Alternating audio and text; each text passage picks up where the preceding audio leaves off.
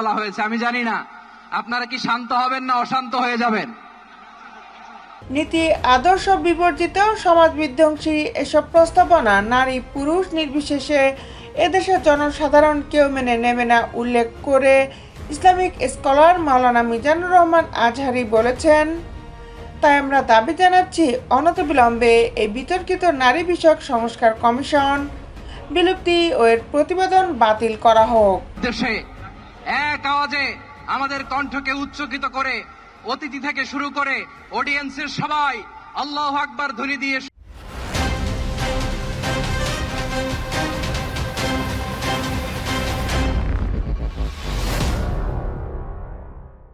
বিস্তারিত নিয়ে আপনাদের সাথে আছি আমি শামীমা সুলতানা। পাশাপাশি সমাজের ধর্মীয় অনুশাসন ও মূল্যবোধের প্রতি শ্রদ্ধাশীল হয়ে নারী পুরুষের ন্যায্যতা নিশ্চিত করতে প্রয়োজনীয় সকল সংস্কারের পদক্ষেপ গ্রহণ করা হোক। মঙ্গলবার গভীর রাতে মিজানুর রহমান আজহারি তার ভেরিফাইড ফেসবুক পেজে এই মন্তব্য করেছেন। তিনি আরও বলেন, নারী বিষয়ক সংস্কার কমিশনের পূর্ণাঙ্গ প্রতিবেদনটি জনপরিসরে প্রকাশিত না হলেও মিজানুর রহমান আজহারি আরও বলেন, দুঃখজনক ব্যাপার হলো জনতার ধর্মীয় মূল্যবোধের মোটেও তোয়াক্কা করা হয়নি এই সংস্কার প্রস্তাবে। সংখ্যাগরিষ্ঠ জনগণের ধর্মীয় মূল্যবোধের বিরোধিতার নাম সংস্কার নয়। তাকবীর, নারে তাকবীর, দিন ইসলাম, দিন ইসলাম। রাষ্ট্রীয় এমন গুরুত্বপূর্ণ সিদ্ধান্ত গ্রহণের ক্ষেত্রে অবশ্যই দেশের সংখ্যাগরিষ্ঠ মানুষের মূল্যবোধকে আমলে নিতে হবে। তিনি আরও বলেন, সুপারিশসমূহে অন্যান্য বিষয়ের সাথে বিয়ে, তালাক, উত্তরাধিকার ও ভরণ পোষণের মতো ধর্মীয় নীতি অনুসরণকারী আইনগুলোর উপর আনা হয়েছে সংস্কার প্রস্তাবনা।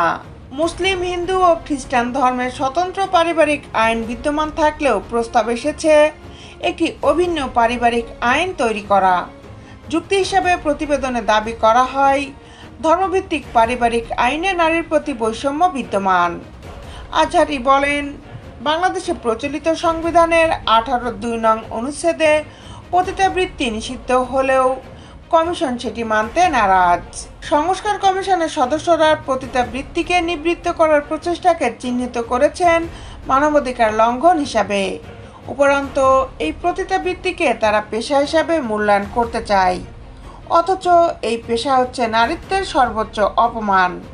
চরম অশ্লীলতার এহেন জঘন্য কাজের অস্তিত্ব কোনো সভ্য সমাজে থাকতে পারে না, সুস্থ বিবেকবান মানুষ মাত্রই তা স্বীকার করবে। তিনি আরও বলেন, নারী বিষয়ক সংস্কার কমিশন সংবিধানের 28 ও 29 অনুচ্ছেদের একাধিক ধারায় পরিবর্তন আনার সুপারিশও করেছেন। সেখানে প্রায় সকল জায়গায় নারী পুরুষ শব্দবন্ধের পরিবর্তে লিঙ্গ পরিচয় শব্দদ্বয় ভুক্তির প্রস্তাবনা দিয়েছেন, যা সমকামী, উভয়কামী, ট্রান্সজেন্ডার তথা LGBTQ বা মতবাদকে অন্তর্ভুক্ত করবার দূরসন্ধি বলেই মনে হয়। দেশ বিদেশের আপডেট নিউজ পেতে আমাদের সাথেই থাকুন। Justice television, Dhaka.